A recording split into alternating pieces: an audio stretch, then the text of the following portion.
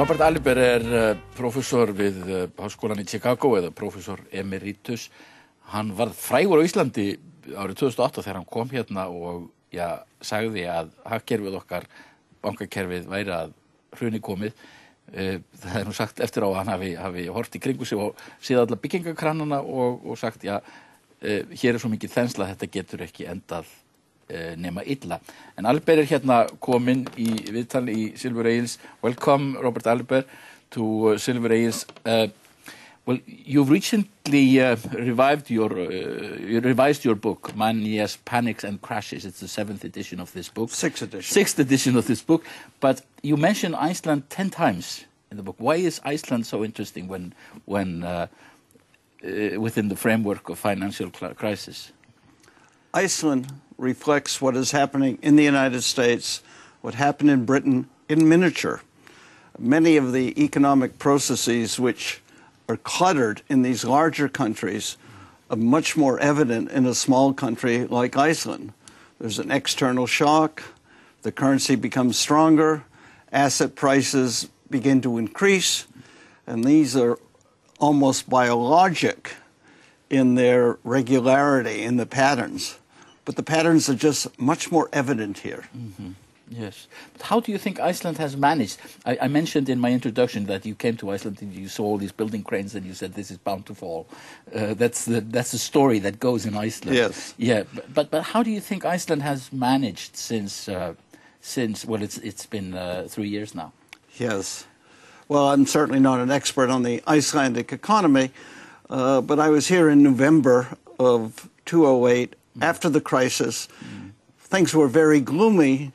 And I was the leading optimist in Iceland because I said small island economies adjust much more quickly than much larger economies. The currencies depreciate, decline in value, and imports decline, exports begin to increase, fewer people from Iceland traveled abroad, many people from Iceland, from foreign countries began to travel here. The restaurants remain full, yes. And economic conditions clearly are not as good as they were at the peak of the bubble. Of course not, no. But they're probably not very different from where they were in 2004 in terms of employment, etc. So Iceland has a good chance of coming out of this relatively unscathed, or well, there clearly is a lot of personal hardship. People have lost their homes.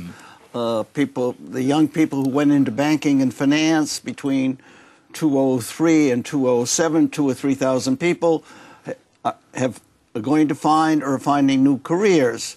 But by and large, there is no permanent scar in Iceland. But why is there such turbulence, continued turbulence in the global markets? That's the fascinating topic and the topic of my next book, and I hope you will invite me back when I finish that book and it's published. I think the source of the turbulence are these waves of money flows. There's just an awful lot of credit in the international system, and the bankers are usually the agents in the credit flows. So let's focus on one country that is on page 1 of every newspaper these days. It's Greece. Yes. How did Greece get into difficulty? Well, it was partly because Greeks love to borrow, but it was largely because the European banks thought Greece was an attractive credit risk. Greece could not have got into difficulty unless the bankers were willing to lend to Greece. And the willingness of the bankers to lend to Greece reflects that there is just a great abundance of credit in the global economy. So it's Greece in 2008, 2009, 2011, but it was Iceland and Britain and Spain and Ireland in 2003 and 2004 and 2005. Yes. So this is something that will keep on. This will keep on until we change the system. Yes, but there doesn't seem to be great willingness or power even to change the system. Oh, you're absolutely right. before there's willingness of power to change the system, we need to have agreement on the analysis of what the source of the problem is. Yes. And we're just beginning, we're at that stage of trying to understand and educate the people at the IMF, the people in the ECB, the people in central banks, what is the source of the shocks that lead to these great waves of credit moving from one country to another. Yes. So you talk about waves of credit, the cheap credit, but we also have the total, the recklessness of the financial institutions. Absolutely, absolutely. And that's something we don't understand. We don't understand why global financial institutions, Nomura, Deutsche, Citibank, seem much more reckless in their international lending than in their national lending. But that's the case. That is I think, the descriptive fact, a correct descriptive fact. There's something about competition in global markets that is different from competition in domestic markets. Citibank, a massive institution, has committed or nearly committed suicide 3 times in the last 40 years on international lending programs. Yes. But how can we stop these practices? Well, we have to change the international financial arrangements, and we have to constrain the growth in the supply of international credit, and that means that we need to do much more on exchange rate arrangements. Yes. If we go to the Iceland experience between 2002 and 2005, what was happening? Interest rates were high on Icelandic securities. Foreign investors were attractive to these securities. They bought Icelandic securities, but before they could buy these Icelandic securities, they first had to buy the currency. So the currency began to strengthen. Asset prices began to increase. Yes. You had a boom in Iceland. Yeah. Interest rates went up. More foreign money came in, and it began to seem like a perpetual money machine. Yes.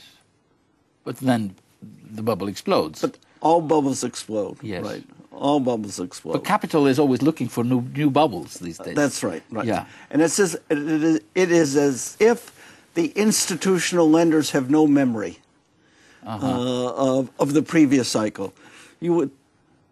I suspect that 15 or 20 years ago in my book, The International Money Game, I wrote in connection with the developing country debt crisis, the bankers never asked the question, where will the borrowers get the money to repay us if we stop lending them the money? Yes.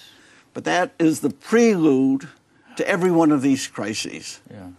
But there seems to be such an abyss between what we might term the real economy and the this sort of casino financial economy.